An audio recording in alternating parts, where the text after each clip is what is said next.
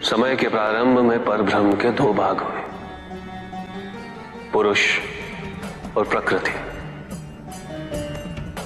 पुरुष ने अपने आप को तीन भागों में विभाजित किया, सृजन करता ब्रह्मा, वहन करता विष्णु और विलीन करता मैं। इन तत्वों को शक्ति प्रदान करने हेतु प्रकृति ने स्वयं को तीन भागों में विभाजित किया, लक्ष्मी, सरस्वती तथा शिवा। इन तीनों शक्तियों के तीन तीन रूप बने, जो तीनों प्रकार से सृजन, वहन और हरण का कार्यभार संभालते हैं। इनके ये 9 रूप ही 9 दुर्गा हैं।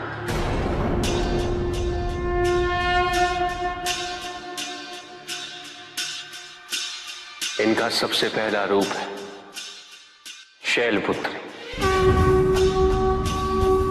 शैलपुत्री अर्थात पर्वतराज हिमावन की पुत्री, और इसी कारणवश इन्हें वृषारुधा के नाम से भी जाना जाता है। नवदुर्गा का दूसरा रूप है ब्रह्मचारिणी। ब्रह्म अर्थात तपस्या, चारिणी अर्थात आचरण करने वाले। ये रूप उस ज्ञान व आचरण का प्रतीक है जिसके माध्यम से इन्होंने मुझे अपने पति के रूप में प्राप्त किया। नवदुर्गा का तीसरा रूप है चंद्रघंटा। मस्तक पे घंटे के आकार में आधा चंद्र। ये रूप अत्यंत शांतिदायक और कल्याणकारी है। विभिन्न प्रकार के अस्त्र और शस्त्र इनकी 8 भुजाओं में सुसज्जित है। इनका तीसरा नेत्र सदैव खुला रहता है। यह नवदुर्गा का चौथा रूप। इनकी मंद मंद हंसी से संसार का जन्म संभव होता है, और इसी कारणवश इसे कुष्मांडा के नाम से जाना जाता है। अष्टभुजा, शस्त्रधारिणी, व्याघ्रवाहिनी, हिरण्यवर्णा, केवल यही है जो सूर्य के भीतर लोक में वास करती है। 10 दिशाएं इन्हीं से आलोकित है।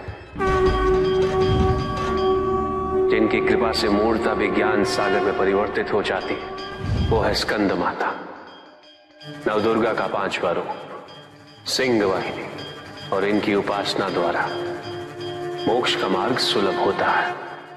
जिस रूप में इन्होंने महिषासुर का वध किया वो कात्यायनी कहलाता है।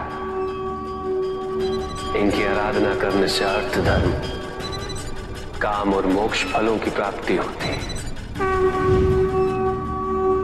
ये रूप काल रात्रि